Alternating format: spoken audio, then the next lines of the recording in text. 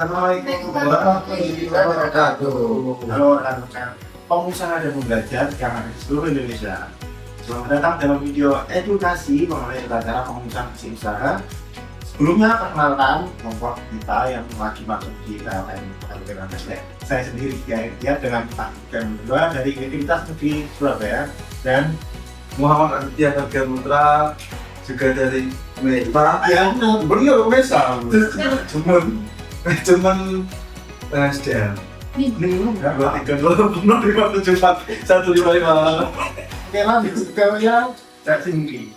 Kalau aku Universitas Tiga dengan tingkatan 633 asal Universitas Negeri Surabaya. Manajemen keuangan guys. Oke, jadi sebagai pelaku usaha, pernahkah kita tuh bertanya-tanya mengapa legalitas usaha itu sangat penting? Apakah sekedar formalitas doang? Jadi kita bahas dalam video singkat 5 menit kita. Yeay. Oke, yang pertama, apa itu izin usaha? Oke, jadi izin usaha itu ada legalitas resmi yang diberikan oleh pemerintah kepada pelaku usaha, jadi kayak pebisnis, pengusaha, PTCP dan firma kayak gitu. Untuk menjalankan bisnisnya tentunya. Nah, di Indonesia sendiri, fondasi utamanya itu ada di NIB atau nomor induk berusaha. Nah, mengapa itu penting? Ada yang tahu nggak sih? Apa tuh? Aku tahu sih. Nah, jadi ada 3 alasan kenapa itu penting. Yang pertama itu untuk memberikan perlindungan hukum sehingga bisnis itu aman dari resiko penertiban. Yang kedua itu membuka lebar akses pembiayaan formal, jadi kayak perbankan dan juga bantuan pemerintah.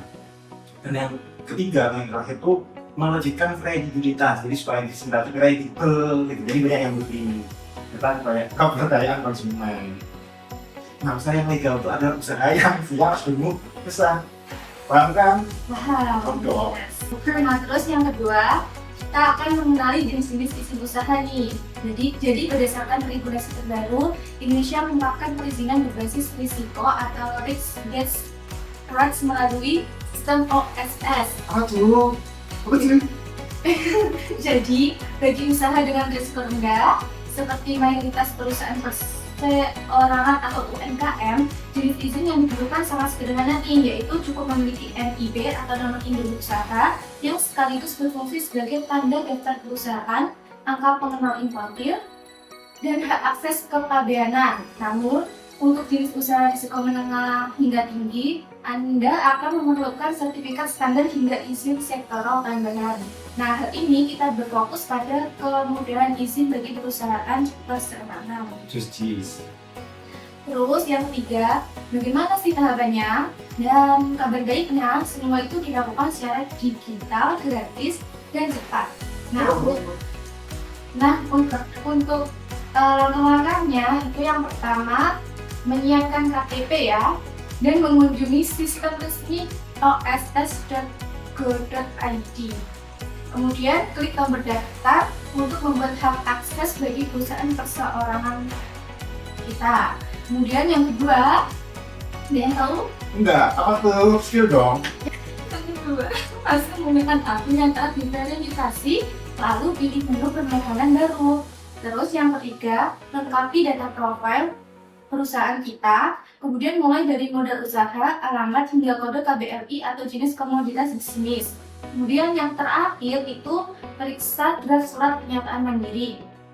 Kemudian klik setuju dan NIB Anda akan langsung terbit dalam hitungan menit untuk diunduh dan dicetak. Sebagai contoh kasus, mari kita lihat Ibu Aminah, pemilik usaha perusahaan perseorangan Dapur Berkah. Ibunya siapa itu? Gak tahu, ibunya ini. Yang bergerak di bidang catering rumahan di Surabaya. Ibu Aminah sukses menerbitkan NIB-nya lewat OSS dalam waktu 10 menit. Spill.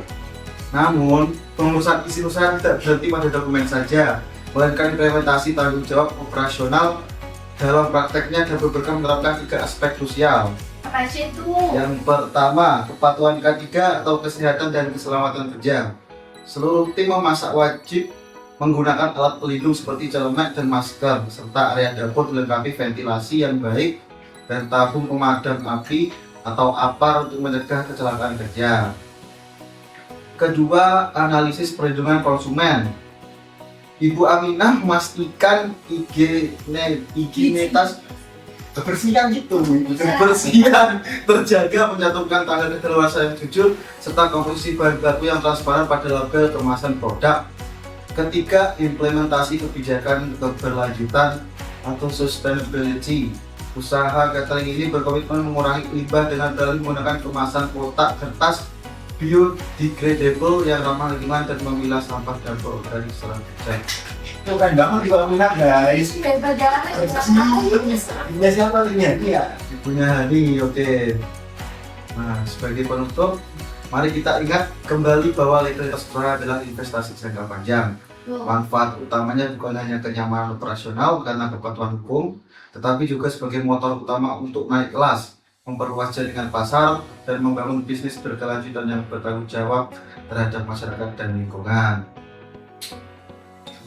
Tunggu apa lagi? Yuk, urus izin usahamu sekarang juga di oss.go.id. Legalitas aman, usaha nyaman, Bumi pun bumi pun terjaga. Saya Muhammad Jabir Putra dari UNESA. Daerah yang terkonsentrasi dari UNESA. Nah, ini Ari dari Koisa juga. Terima kasih dan pasang juga.